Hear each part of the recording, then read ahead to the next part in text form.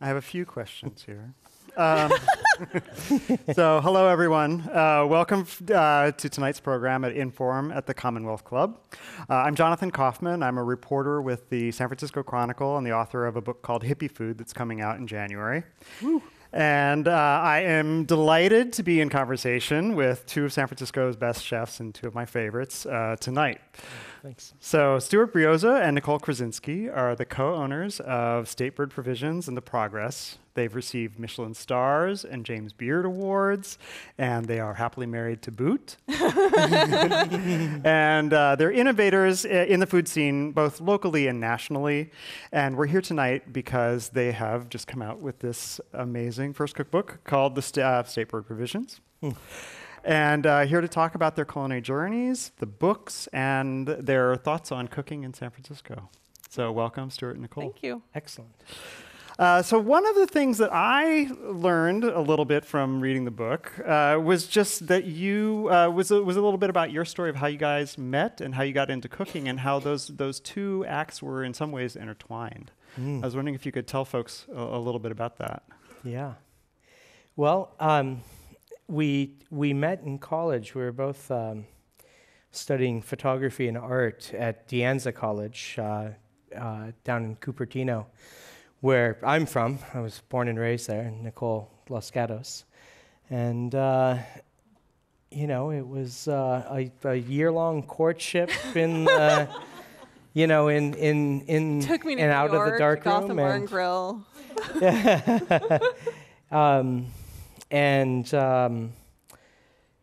It was this creative. It was kind of a relationship that was based on kind of creative visual arts, and it was long conversations about photography and artists, and at the same time, I cooked for a living. I mean, other than delivering newspapers, that's all I've done for a job, and so Nicole was really into baking at the time and would bake breads at home and bring breads to me. And meanwhile, she was also a vegetarian at the time, but was really quick to...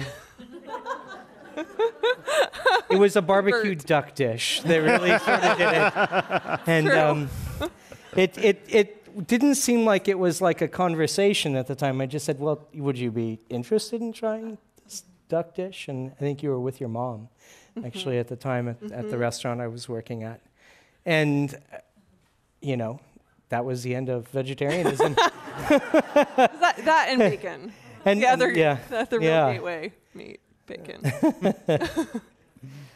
So, but then after you met, you ended up moving to Michigan to cook, Yeah. and is that sounds like that is sort of That's where right. you ended up. That's right. So we moved to Chicago together, and I got a job at a bakery, baking bread for the summer before I started attending the Art Institute of Chicago. And I walked into this bakery, and Stuart prepped me on what to say, like tell them you want a stage, that you'll work for free, like just be very like effusive and a little bit aggressive. And I was like, okay, this is weird. But so I walked in, and the bakery had literally opened the day before, and this woman who had her training at the Art Institute of Chicago and then later went to the CIA for baking and pastry, she had her arm up to here in sourdough starter, and my eyes just started like rolling back in my head, like whatever it takes, I have to work here.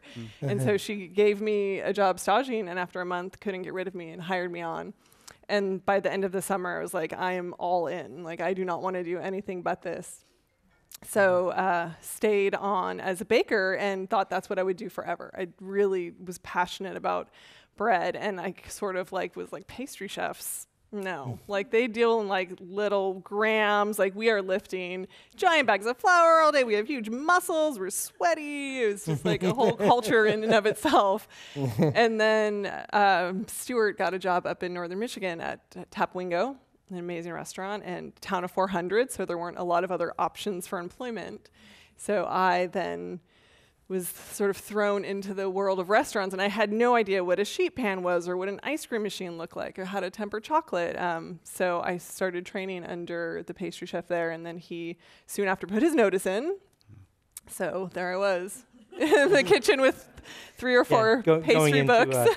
a seasonal kind of town where it was like, if you're not locked in with your staffing by June, forget it, right? You're not going to find staff. So Nicole was like, all right, I'm taking it. I'm the pastry chef. I'll bake all the breads and that was the start for her. And then did the job at Rubicon bring you to San Francisco, or did you come to San Francisco and find the job at Rubicon? Well, so again, we, the legendary restaurant downtown, for those of you. Yeah, after school in New York, and I was doing my internship in Chicago, and that's kind of what took us there. And then this first position is my first chef position up in northern Michigan, this little tiny farming community. We were there for just about 4 years up in northern Michigan. And, at that point, it was sort of, our families were kind of, the magnetic pull was bringing us back to California. Same with And the the warm weather. weather. The weather in December is, we remember coming back, flying back to San Jose Airport, and, I left northern Michigan. It was negative 18 degrees and really cold, and I got off the plane and it was 62 in San Jose, and we drove to the beach. And I sort of called Nicole at that point. I said, I think it's time.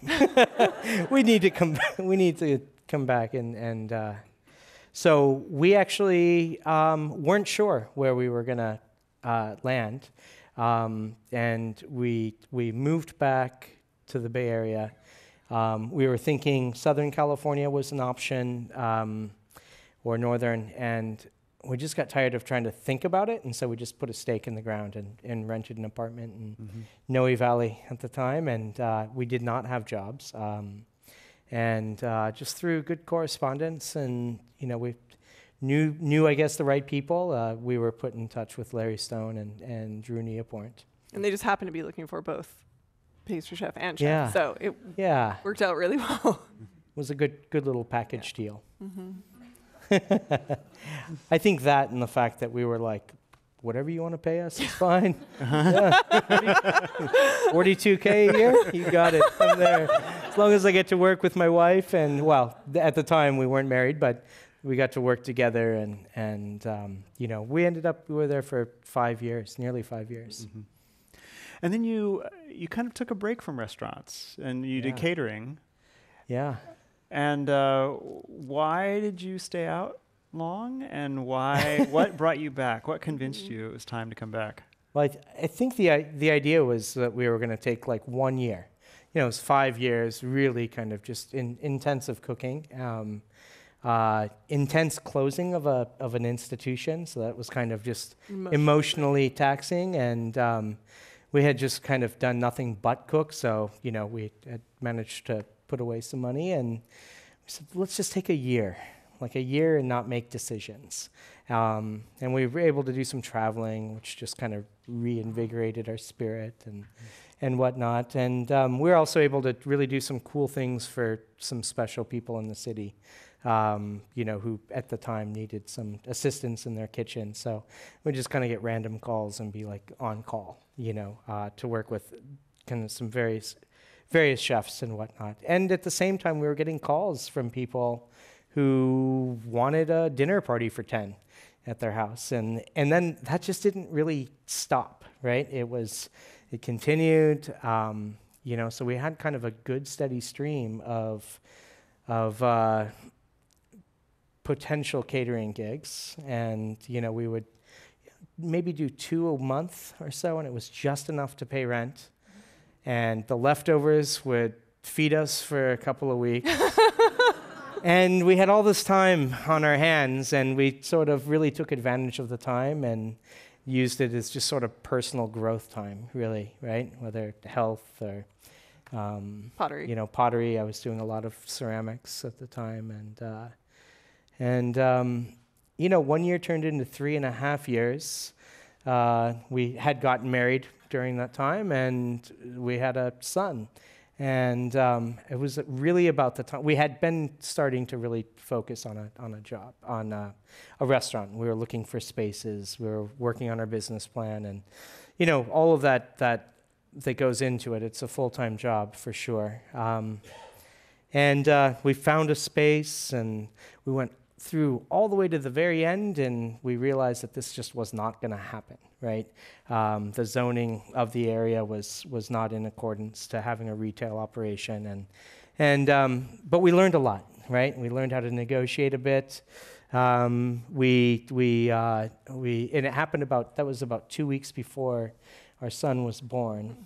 And then he was born. It was like, okay, like, I think we got to do this. It's now or never, right? And I remember getting on my bicycle and riding around the city, and while Nicole was home, and I was like on, no sleep, and neither of us were, but I was like, all right, I'm just gonna ride around and just look for spaces, anything. Hello, and I met our broker at a space, and then she kind of sent me down the street to where State Bird is now, and it was like, it's an empty space, just peek in the window, and, if it's something that interests you. And so desperation as well kicked in, which was like, yeah, it's interesting, let's do it, set me up, let's get an appointment. Well, at the time, the building, I don't know if any of you were at State Bird in the early years, because it still looked much like this, sort of like a crime scene. Like the front had all these drip marks coming from the windows above, and the whole thing had been boarded up with graffiti, and it just didn't look that sexy. It was, but then we went inside, and it looked worse. Actually, yeah. The State Bird portion, which is where the landlord took us through, it smelled like a dirty grease trap. The walls were painted dark purple, and then the old Adidas store, which was lime green, right? So you're going through these various mazes of the space, and it was like, what is this building? And never having built a restaurant, we didn't have the eyes that we now have, where you're like, you could do anything here, knock these walls down, do this. We were just like, oh my God, this is horrible. And then he, to his credit, left the gem for the end and took us around into what is now the Progress space, and it has these beautiful ceilings and windows and light coming in, and we're like, oh my God, this is the restaurant we want. And the character of like the criteria we were really looking for was something that had structural character and some history behind it, and it really matched all of that. And you sort of stood in the middle of at the time the Progress, and could see just the tops of the trees moving in the wind.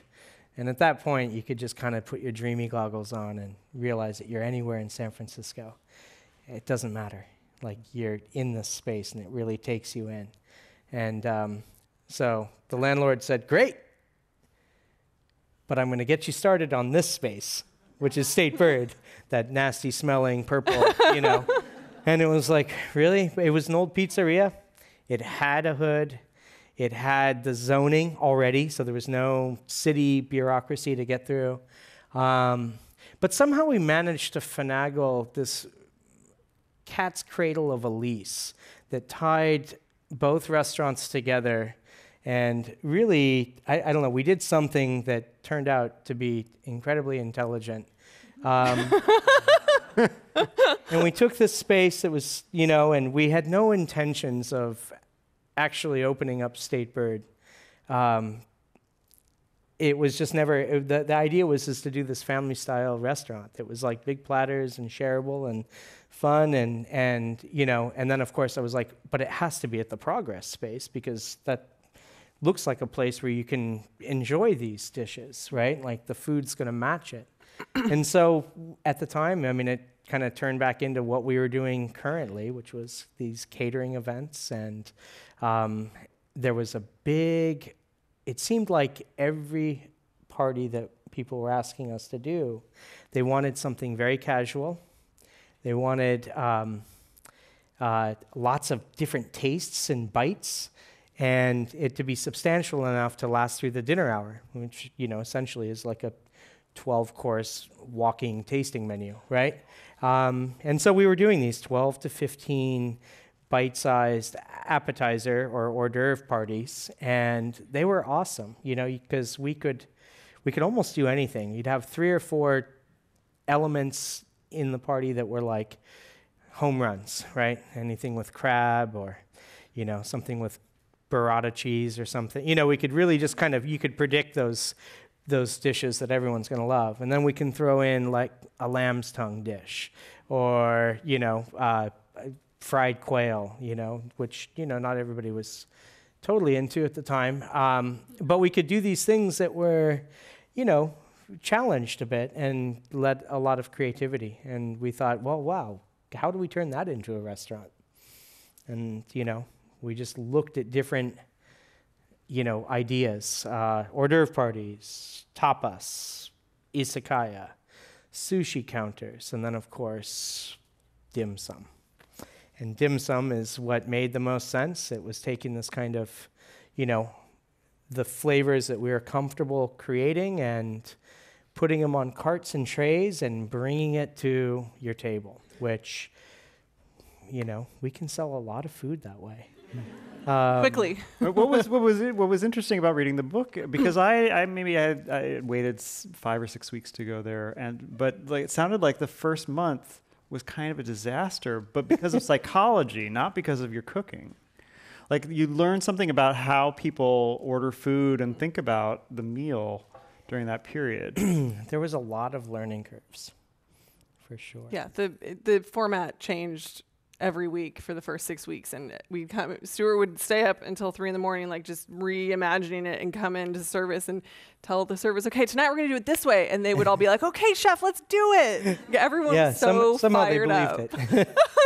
it. And then finally, at 6 weeks into it, we're like, okay, it's starting to feel like this is the direction. Like people are having fun, we're having fun. It's all clicking. What were you providing them that was kind of what did it take understanding about how diners are eating to kind of make that it's work? Really, the first 2 weeks we had no menu printed. So there was nothing that you ordered from. And, that was like, we are genius. We're so genius, we don't even have to print a menu. We can just do this. And I just thought I'm like so high on like the paint fumes of a restaurant. And just like going, when you're just working nonstop, so you just sort of, there's nothing rational about opening up a restaurant. And, it sort of had this feel, but we were also like, there was like 50 people, and it was really easy to make sure kind of everybody saw everything. And it was a smaller menu. And of course, that totally backfired one night, because I remember a guest, and I think someone we knew, friendly with, and they're like, well, we never saw the state bird, and that's the name of your restaurant, right? Like, we really wanted the fried quail. And so at that point, I was like, wow, we should figure out how they can definitely get that if they would like. And so we rolled out kind of a version and menus and such. And, there's no apps, there's no entrees to the restaurant, right? So there's no formula, so to speak. But we were trying to figure out, like, well, what is it design-wise and categorically wise that the buy-in became a little easier, and that there was an element of food that you can control or command, which led to the name The Commandables, which, the diner, I think I actually read that on a Yelp review, I think for about 40 days into it, and it was like, well, there's a small menu of Commandables, and I was like, Commandables, that's a great name. So it matches provisions, and so like it just sort of like, it really came together quite nice. And pancakes was not even a category until I think one night we had 3 pancakes going, and I was like, well, I think that qualifies for its own category. And so, that became a thing, and we just made it, and it stuck, So little things along the way that were just sort of like paying attention. We're just in the moment, paying attention, and slowly they started to take more shape. And I think we started the menu, it was probably 12 dishes or so. It was a pretty small menu of items, and really wacky things too. Our first flatbread that we had on the menu, which we always wanted to have a flatbread on the menu. It was this oxtail braise, this flatbread that we would cook on the plancha. Roll it to order. Oh, roll it to order. Front, yeah. Myself and my assistant just there rolling, order in. Okay, roll the flatbread quick. Yeah, well, we had this idea of like rolling it to order, like, kind of like a window, like in, a Chinese restaurant with ducks hanging down, and they're cutting your duck, and you're seeing that. Or, there's the Taiwan restaurant on Clement Street that the guy's making dumplings, and in the window, and you can see it. And I was like, oh, well, what if our thing is that we're rolling flatbread? And I was like, Nicole, can you roll flatbread to order? And it worked when we were doing like 40 or 50 covers. But the dish was $8. It was this flatbread, and it was an oxtail kind of marmalade, right? Yeah, like curried oxtail kind of daube. There was a sunchoke puree, and there was a lentil dal. And I just remember thinking, I was like, this is a lot of work for $8. And I mean, braising oxtail, picking oxtail, then peeling sunchokes and like lentils. And we were applying this Rubicon-like philosophy of mentality of the kitchen to like a place that we were running. I mean, our business plan was modeled at a $35 check average. And so, that was like, that's all in, right? That's like drinks and everything. We were selling, I wanted everything to be the best bargain ever. And, it was $2 beers for a half beer and whole beer. I mean, that's a whole another story of how we grew up and kind of quickly, like, we were going to not be able to pay our bills if we do this. But there was a lot of those neat stories that kind of lent into the creation and the evolution of State Bird. Yeah, we also pretty quickly figured out that if you put food in front of someone, they're 95% chance they're going to take it if they see it and they smell it, whereas if they read it on a menu, they might not go for the tofu kimchi stew because they don't have any idea maybe what that is. And we tested it one night, and sure enough, we didn't sell any. We had it on the menu, and at 9 o'clock, Stuart was like, let's walk this around, and we sold a dozen in 5 minutes. Yeah. So there are certain dishes that we just put in front of people knowing, like, you just can't describe it well enough. You have to smell it, and then you'll know how delicious. It's sort of the visual of food and the wording of food, right? Like sometimes on a menu when you read it, you're like, how does that translate? What does it look like? What's the size of it? How do I eat it? And so, I mean, I think that, in hindsight, some of the success of State Bird is that we took that thing, the tapas, the T word that was, basically kind of just ruined, I think, in this country, because no one, even chefs in restaurants, there was so many like directions, like, well, how much food do I order?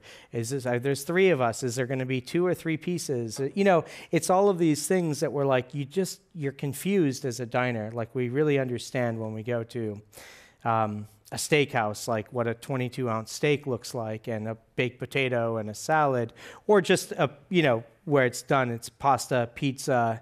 We really understand that. But when we start throwing in these other ideas of like tapas, which is like, I look at like Spain as an entire country that understands tapas from, 3 or 4 years old, right? I mean, it takes a whole country to really understand that kind of that type of dining. I mean, really, it's supported by a whole country. It's accepted. It's part of the culture. And we were introducing someone else's culture into traditional American restaurants, and it was very confusing. So State Bird's sort of idea of putting food in front of you, giving you the choice right then and there, is like, has taken the tapas idea and made it work for the American diner. Well, one of the things you write in the book is that kind of struck me. Little paragraph I'm going to read back to you. Oh. Since our restaurant fit into no category, everything was fair game.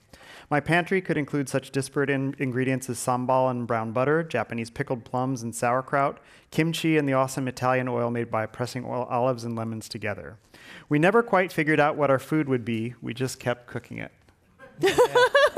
So I'm curious, with that kind of, that broad palette, like, how did you end up shaping, have you figured out what your food is?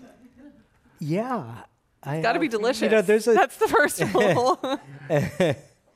Well, isn't that the hardest thing for chefs, to describe what their food is? Do you find that? I mean, even as a writer? How do you describe what category? It's not like it's Northern Italian by way of California, right? Or, I mean, taking regional cuisine from somewhere else and bringing it into an area is a lot easier. It's a nice category, right? It fits, it's shaped into a nice box.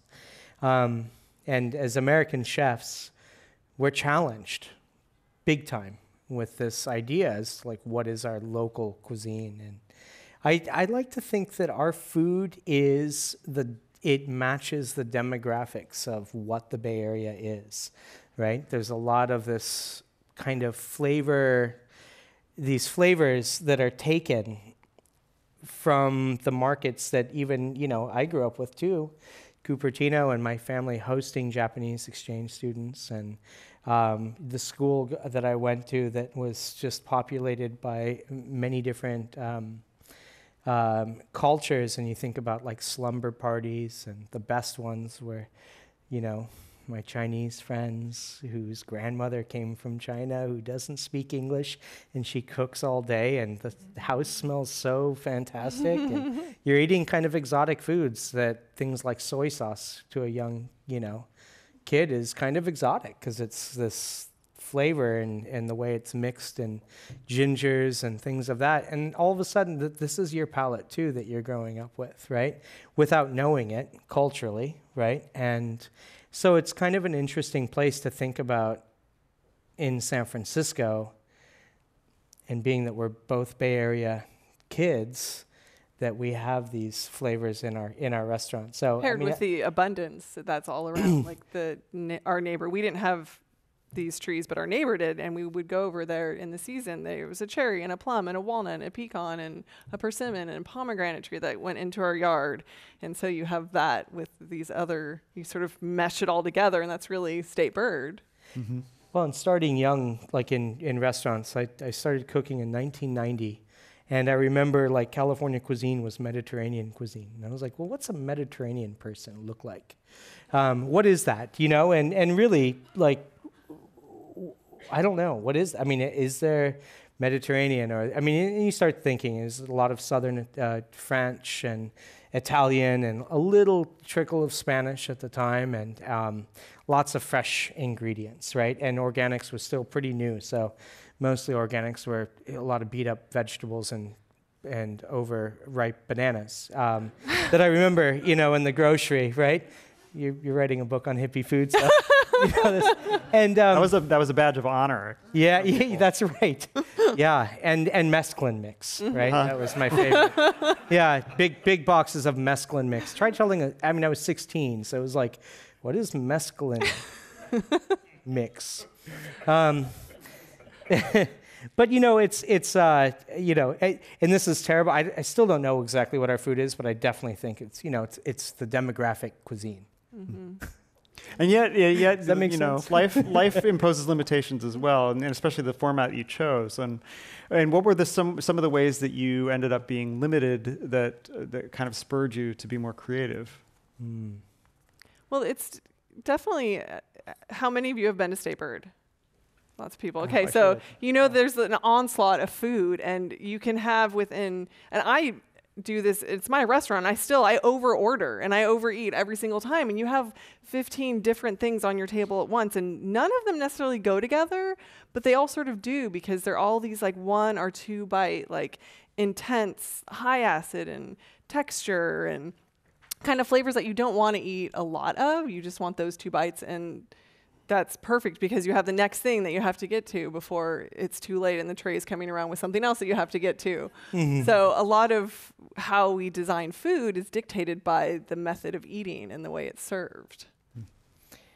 It's got a lot of competition on the table, right? So each dish is kind of vying for that. So subtlety it gets lost really quick.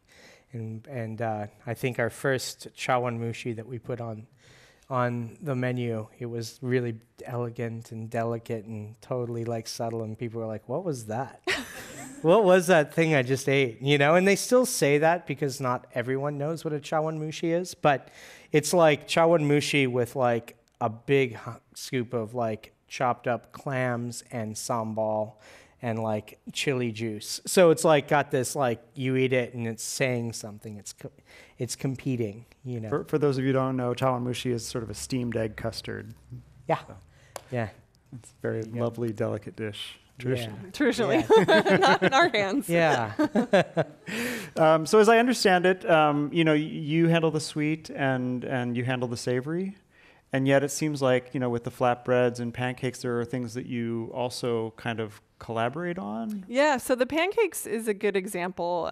We started making those pancakes at these dinner parties before the restaurant opened, and we wanted to work on like a Korean style pancake, but tiny and not with kimchi. So we subbed in sauerkraut and at some point added ricotta to make it even more luxurious. I think the first one was sweet corn. It was. Mount Tam. It was, yeah. That one. Mm-hmm. Yeah. So but that was an instance where Stuart said, I want to make this. It has flour in it. So can you write me a recipe? There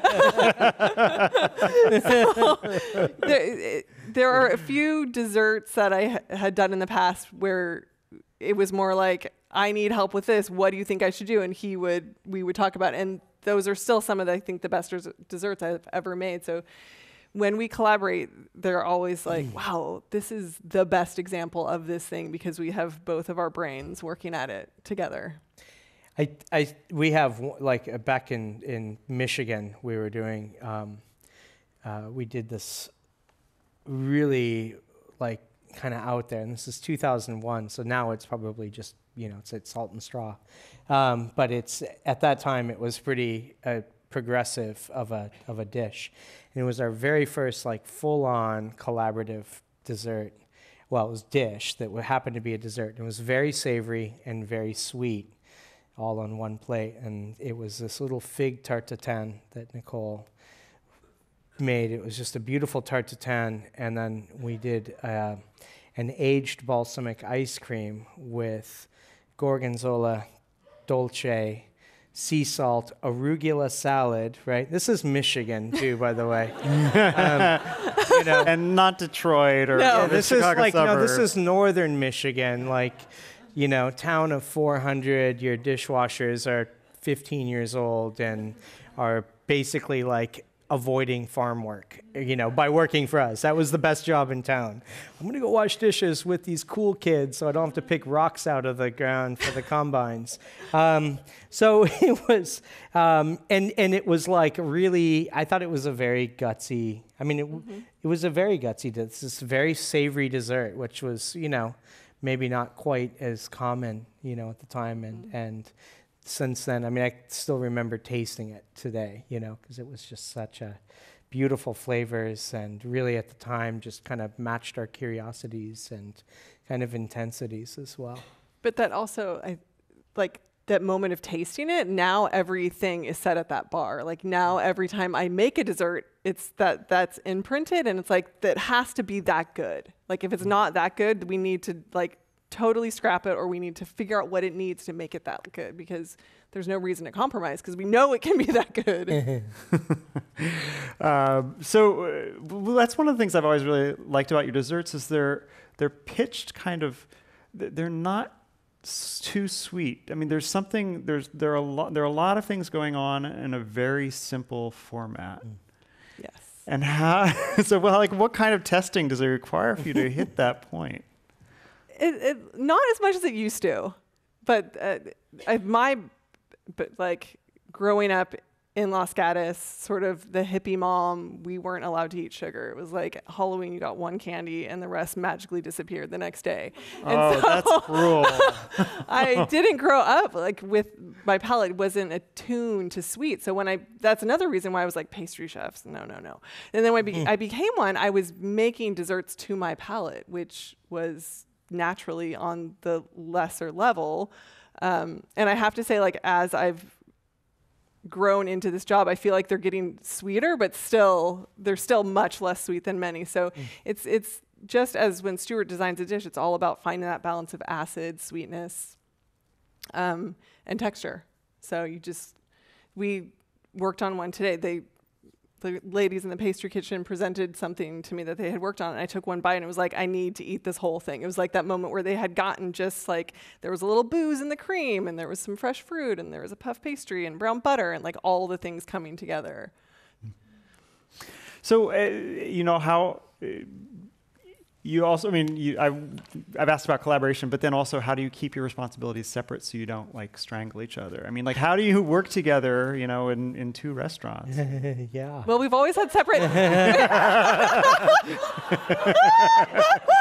We've always Because had restaurants separate are kitchens. not. Oh, that's good. Okay, Yeah, they're so in not like Michigan- easygoing No, places. no. In Michigan, my kitchen was like down a hallway Yeah, from the that's Savory right. kitchen. At Rubicon, we were on different floors. Yeah. And we actually, Statebird was the first time that we ever worked next to each other, but we were opening a restaurant, and so it was like, it didn't matter, like we didn't see each other. And to this day, we maybe see each other 2 hours a day because there's just so much going on, and we're sort of on different schedules and interacting with different, we have 100 employees, so there's always, we're positioned in different locations throughout the 10,000 square feet that we have.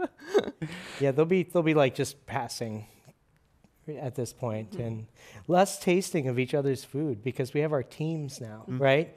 And they're so demanding of our time, and we demand their full attention in many ways, right? I mean, that's just how it's been set up.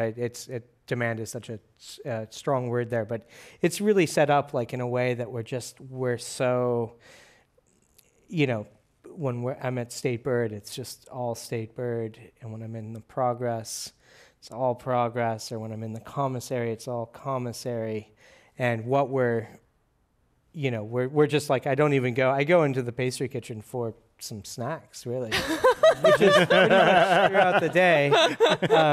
Just checking in, tasting, and kind of doing that nod, like I'm really like thinking about what you're doing, but I'm just satisfying my instant crave for some sugar. And I do the same. I like Gray's. now. I like the Garmager station. There's like little bits of salad and pickles stolen throughout the day. Yeah. So Statebird was, it was around, you were open for about 8 months, doing well, and then Bon Appetit came. And so Bon Appetit named them the best new restaurant in America, and life changed. Crazy. So yeah, could you, other than the problem of reservations, it was never possible to get there. the lines, and like how did that change what you were doing? And yeah, it was. Well, it was August 15th, 2012. you remember where you were? Oh yeah, Still remember, yeah. And we knew that something special was happening because they had spent an awful lot of time taking photographs and like working on layout, and I mean they were sort of like and we were, pulling an extra beer or two, to make sure that those pictures looked really good. And no, so we knew something special was going to happen, but we didn't really know. And at that time, I mean, I think that was a pretty new list, right? Yeah. Maybe 2 or 3 years that it had been going on. And when you're not in restaurants, at least in our world, we kind of just took a sabbatical leave out of kind of all the press. So we had no magazine subscriptions. We didn't really buy cookbooks during that time. I mean, we were pretty cautious with how we were spending money, and had a pretty decent library of our own. And so we were really out of the loop as to who the big magazine people and who the players, so to speak, were. I didn't even know Andrew Knowlton was like the first 3 months that we were there, and I don't know if anybody dined at Statebird. We had this great idea that we had a standing bar. Does anybody remember the standing bar? Okay, I really loved it. No one else did. except for Andrew. But Andrew did, and actually several of some of our best guests and most frequent guests that have really evolved into great friends of the restaurant and us were like standing bar devotees. And what that was it was the big wood counter that we had, and we would just set it like a place setting, and you stood and hung out with us in the kitchen. I thought it was genius. There's this restaurant in Spain, Quimet, that is like this little hole in the wall that has no seats, and it's a vermouth bar, and you order food and you stand and eat. And I just remember loving that. But the Andrew Knowlton was right next to us, and we were taking care of him all night. And he kept asking questions like, "Oh, so is the the provisions on the state bird, is that like a sous bis?" And I was like, "Well, kind of, but not really. It's it's a sous bis is more of a pureed sauce of onions." And then I was like, "Well, are you in the industry?" Seemed like a realistic question because he's this dude asking me about sous bis, and he kept asking like really kind of like somewhat intricate questions. And then he was just like, nah, and I had no idea who he was. And finally, several chefs came in, and I think guys like, I think it was they actually did maybe it was an Inforum. I actually think it was an Inforum because I saw them up there and I was reminded.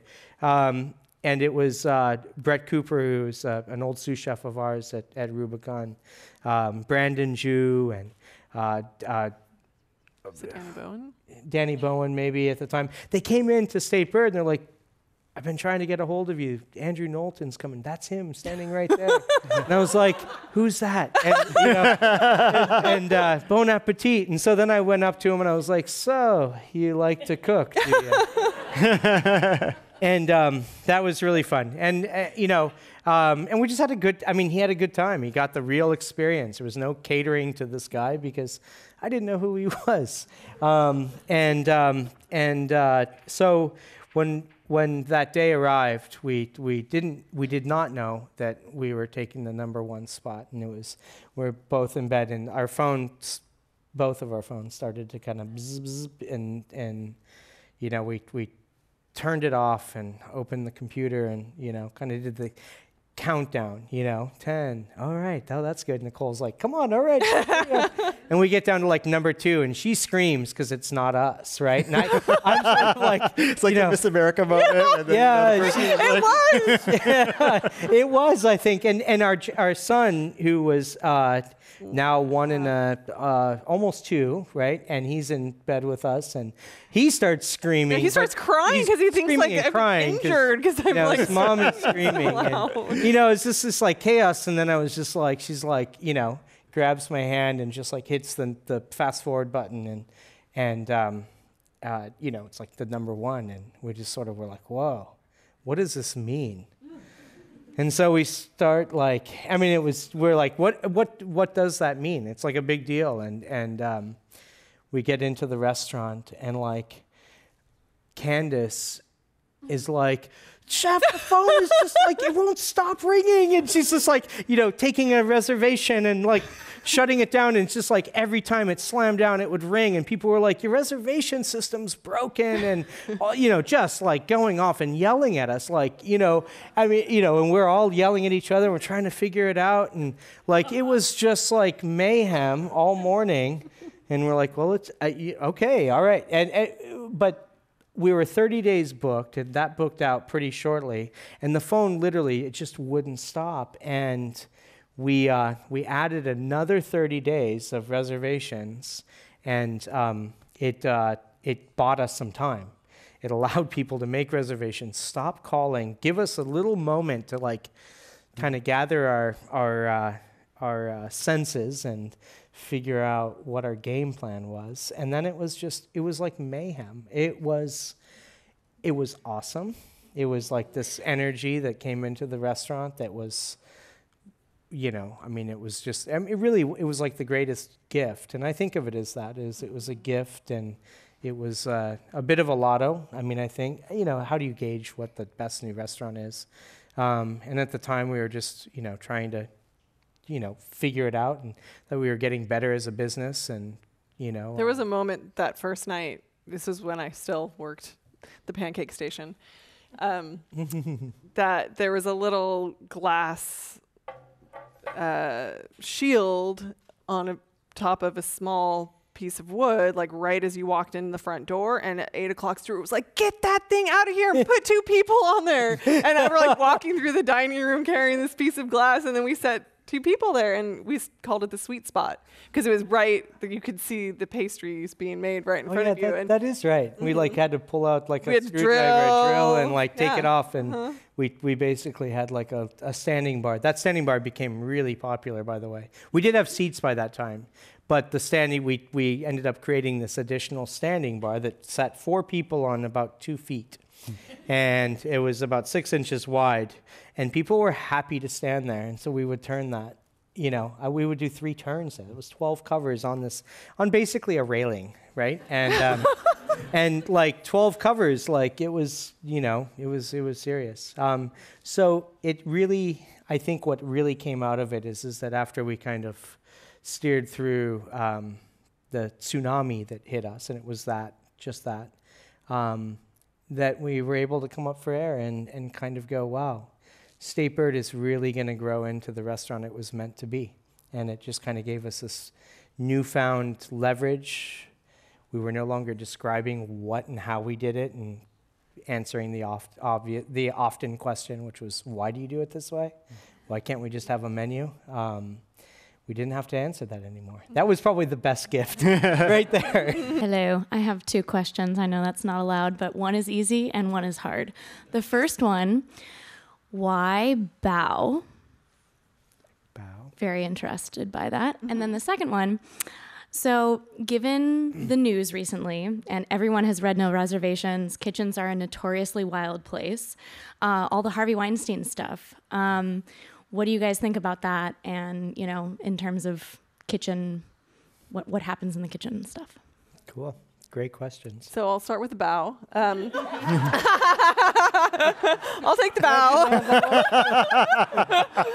That was something that we used to do at State Bird, and it's in the cookbook, but in a much larger format. So as we sort of were exploring this, like, we're sort of like a funky kind of dim sum, but not restaurant. I wanted to do a dessert that was knotted to the carts and trays, and so I made a sweet version of bao. It's basically a giant profiterole with a crunchy top, and then we would serve a condiment next to it, so you would tear it apart and eat it with a condiment. But for obviously events like this, we need it to be like 1 or 2 biter. And the curry pastry cream is not in the book, but we serve the bao, and it's done with like curry sauce. So I love it, like curry and lemon zest and that cookie. It was amazing. Yeah. Thank you. I guess I'll take that.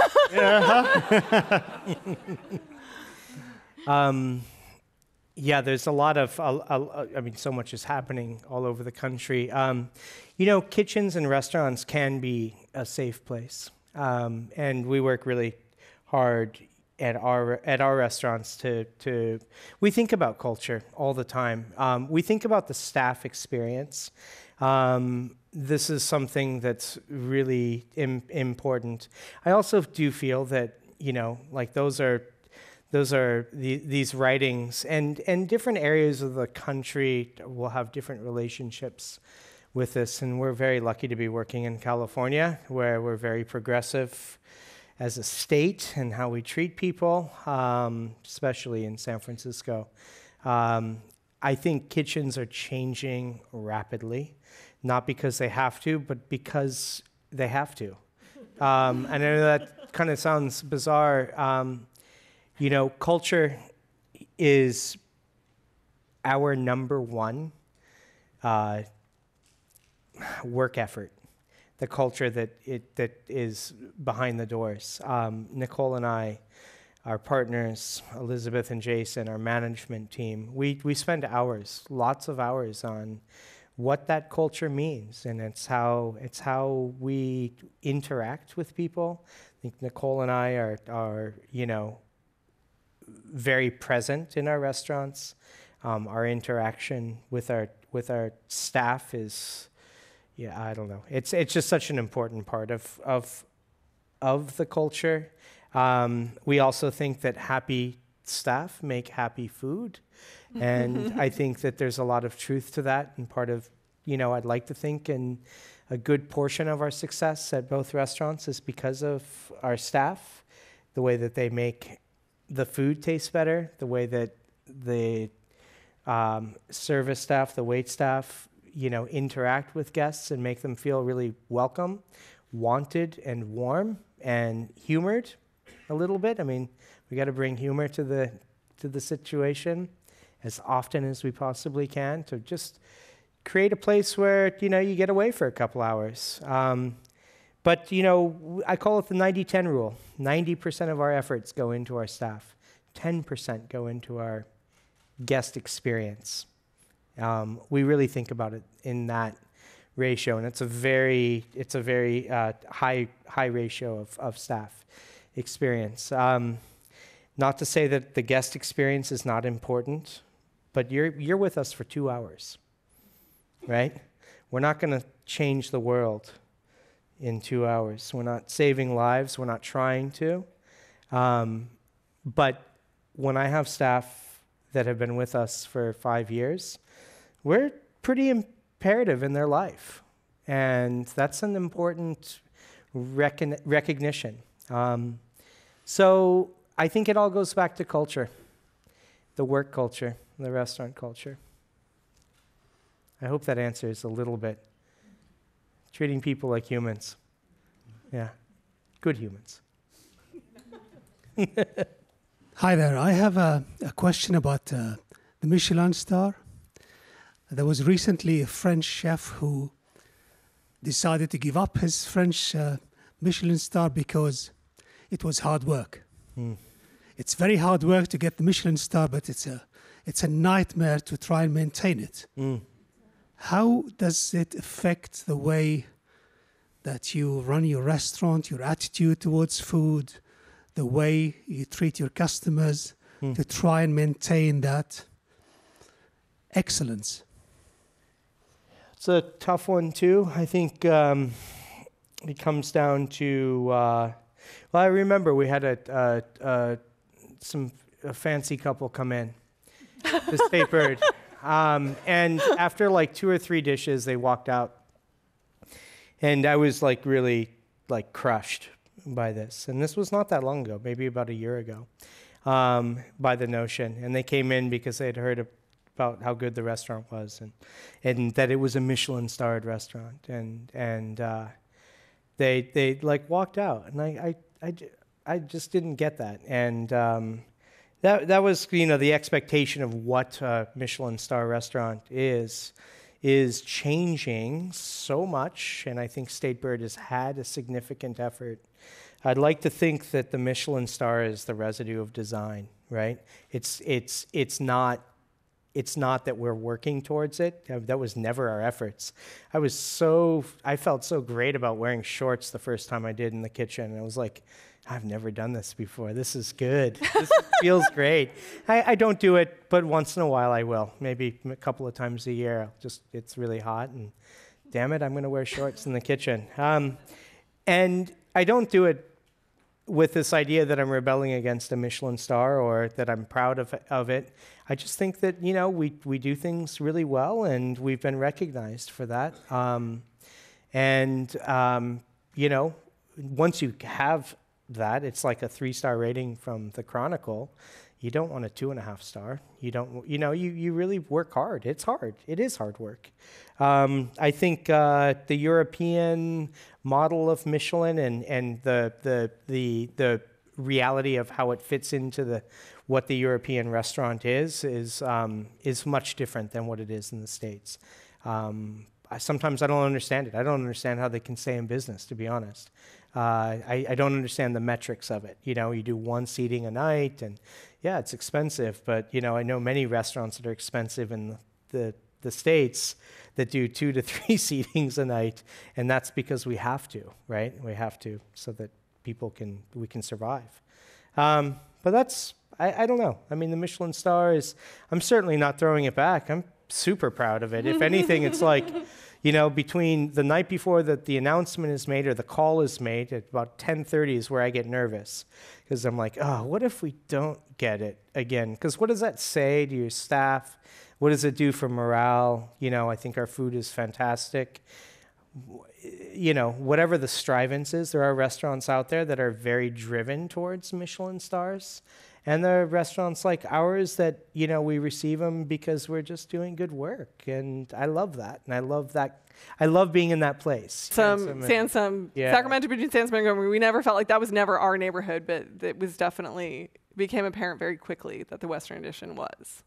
I have a little follow-up question, if I may. I'm just curious. You know, the Yoshi's has had trouble. Yoshi's Club has had trouble finding a new tenant, and 1300 just closed down. And so, what do you think is it going to take for the city to help bring some more vitality to that area while preserving legacy businesses? It's such an interesting question. I think that we heard that a lot when we moved in, that, you know, the city's not doing enough for our neighborhood or what it was. And we never went in with that idea that the city's going to really make us who we are. You know, I think a lot of it is just bringing I think still like making it a place that can be viable to small businesses is what's going to do it. And it goes back. It's the people who are going to, you know, help make that area, rather than the city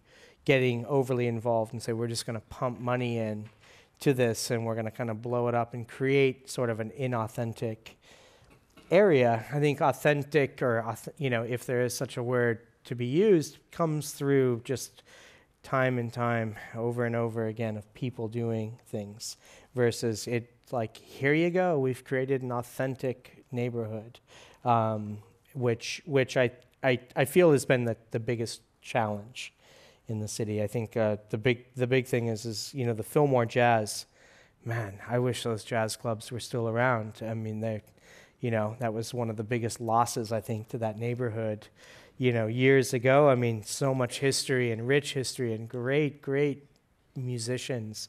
It was a part of what it was on their tours, right? And you know, but to try to bring back the jazz district when there's no, what do you relate to it? I mean, what you're going to look at? There's no clubs. I mean, there's the Boom Boom Room. That's awesome. It's still there. We love going into it. You know, there's the Fillmore Auditorium. But where are these clubs that everybody's? I mean, what is the jazz district? And my feeling is like, maybe it's time to turn that page. And what is the Fillmore going to be? I mean, we have to, because it's been stripped, built back up with a lot of ugliness, but there's still a lot of great people in the area, and it's taking time. It's taking a little bit of time. I mean, the block that we're on, we're starting to see a lot less empty storefronts, for sure, and that's exciting. And I thought five years would be about that time, and it has been, and it's certainly cleaned up too. It's even cleaner than what it was. So we have room for one more question. Time for one more question. I'm actually very amazed by stable provision and the progress side by side, but they're so distinctive from each other. And just wanted to ask how you guys do it. In fact, those are two restaurants with very different personalities. And in terms of the number of dishes and the permutations and whatnot, and I'm just amazed by how much creative power you have to invest into two restaurants. So how It's do a lot. you do that? Yeah. Yeah, it is. Thank you for recognizing that, first off. You know, I think we look at the restaurants as extensions of themselves. You know, I think when a chef had two restaurants, it was like fine dining and casual. And I don't look at either of them as that. I mean, I think that they're equal dining, just different sort of attitudes. I think that, you know, if we had one giant menu, we could cook all the food we possibly want. You would have State Bird Progress provisions. But that's kind of the idea. They're two different restaurants. They're very distinctively unique, but there's so many elements to them that come together that are like, wow, you could really see this if we served it or cut it up a little differently, we could serve this at State Bird, right? Or take this dish from State Bird and serve it at the Progress. Actually, we did. We served the State Bird at Progress when we were doing our recent remodel, and it looked good. It looked really good. It sold too well. I'm so glad we took it off the menu. But it you know, like it fit right in, and we didn't feel weird about that. So I don't know. I think that we have a very unique and creative staff. Mm-hmm. And our sous chefs and chefs and cooks, you know, there's a lot of really great conversations that are happening every day in the restaurants.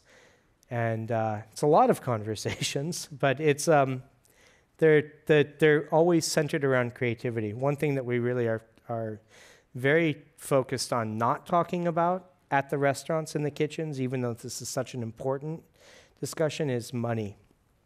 We don't talk about what things cost. We try not to. We're very fortunate that we don't have to, and we use a lot of like humble ingredients in our cooking, which helps, but I try not to let the creative conversation revolve around money. And that's really important. So we do it once a month when we meet. Actually, it's now every other month. Each restaurant gets once a month. And that's when we talk about our P&Ls. And if it's really crazy, we address it. But if it's not, we just try to let creativity drive. And ultimately, it can pay off, and it can work in a way that costs find their home. So there's an Inforum tradition of ending the conversation with a question, which is, what is your 60-second idea for changing the world?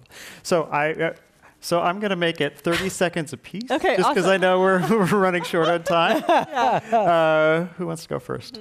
I will. In the past, I would say drink more peanut milk, but now you can make it. And it's called world peace, so I feel like it's a really good answer to that question. So now you can make and drink more world peace. That's it? That's it. Oh, man. I'm still trying to think of mine here. I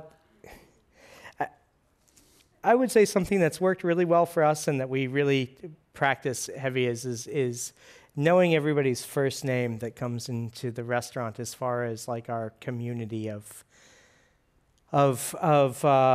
purveyors and people who bring things to the restaurant. Is been really important. And so it's sort of understanding the locale of local, and thinking of food is not as something that satisfies you, but as something that is that is really based around a relationship. All right, thank you. Well, let's give a round of applause to Stuart and Nicole showing up at the Commonwealth, Inforum at the Commonwealth Club. Thank you. Thanks for coming. Well, thank you. They'll be in the lobby signing copies of the cookbook. If you have a copy you want to have them sign, or buy a copy there. Thanks again for coming.